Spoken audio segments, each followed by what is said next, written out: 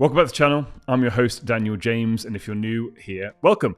Today I want to talk to you about the 3 reasons why you should embrace test days. Now, what are test days? Test days are those days that come along and they show you how far you have or haven't come on your journey. Now, these days, if you're not ready for them and you're not prepared for them, and you don't have the right mindset about them, can derail you. But I want to highlight these 3 reasons why you should actually embrace them. So the first reason is, this is what you've been working towards. These test days are the things that you should actually be embracing and looking towards, because you're on this journey for a reason. This self-development, self-improvement journey, you're on it for a reason, and you're doing all the reading, you're listening to podcasts, you're learning, you're doing all this stuff. But then the question then has to be, what for? And for me, it's to actually improve. And how do you know if you've improved or not if you're then not tested? So when we come into these days where we're feeling a bit uncertain, and maybe we go the other side of the days and we come out the other side and we're like, oh man, that sucked. Okay, well, if you can go back and look at it and be like, wow, actually, that's kind of what I wanted to have happen to me. Now, in the moment, you can't maybe realize that and you're not quite sure. But if you can reflect on it afterwards and be like, no, actually, I did kind of enjoy that a bit. Now I understand the process of it. I enjoyed the fact that I was being tested. I enjoyed the fact that I was being stretched. You may not have actually got the outcome you wanted, but once you kind of flip it and reframe how you're looking at it, it will completely change it for you. And that ties into point number 2. The second reason why you should embrace these test days is that you can't know how far you've come until you've been tested. And this comes to that whole theory versus application. You can do all the reading, the podcasts, the meditation, all that stuff. But until you're put back in that situation that maybe did trigger you, that did test you, that did make you lose your temper or got you upset or angry, until you're back in that similar situation, you can't actually know how far that you have come. And there's a great example here when it comes to my girlfriend Katie, her little lad Theo. So we were on holiday and it's his first time that he's done swimming, and he's been swimming now for well over, I think, a year and a half, and he's got his first badge and all that sort of stuff. And it said that he was a very good swimmer, because you kind of like get the sort of things where they tell you his progress. It said he's a really competent swimmer. Now, when he's in the pool, he can touch the bottom. So when he's training, when he's practicing, he can touch the bottom. When we took him on holiday and the pool was a little bit deeper, it turned out that he wasn't actually that competent. He wasn't actually as capable as potentially it had been perceived. So that for him was a test day, because he'd been practicing when he could touch the bottom for the times when he couldn't.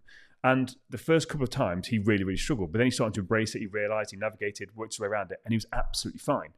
But you've got to have these things that test you to see, well, yes, you've got this piece of paper that says you understand the theory, you've listened to podcasts, you've done the learning, you've done all that deep work on yourself, but until you actually practically apply it, or you're put in a position to practically apply it, you don't actually know how far that you've come. And life is constantly a test. You need to pass these tests of life. So when these days are there, as I said in point 1, this is what you've been practicing for. This is what you've been training for these little test days, to see how far you've actually come. Because you've done all the stuff, you've done the work on yourself, you've read it, you understand it, but can you practically apply it? So the first point is, when it comes to test days, understand this is what you have been training for.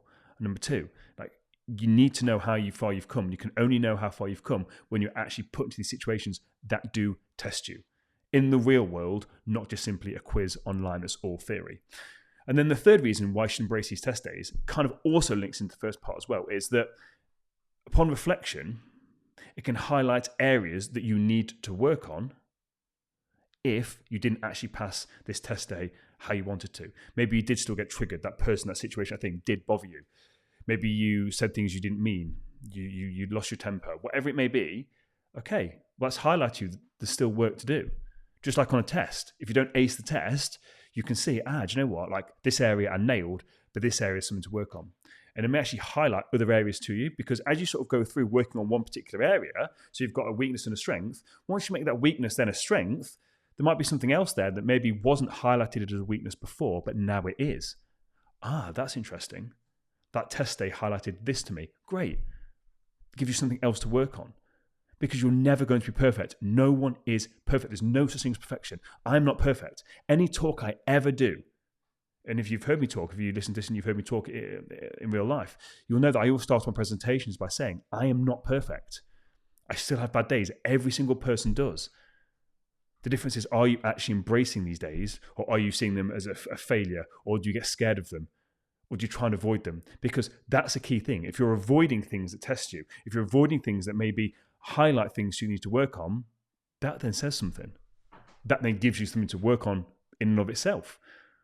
Why don't I want to go back into that environment? Why don't I want to see that person?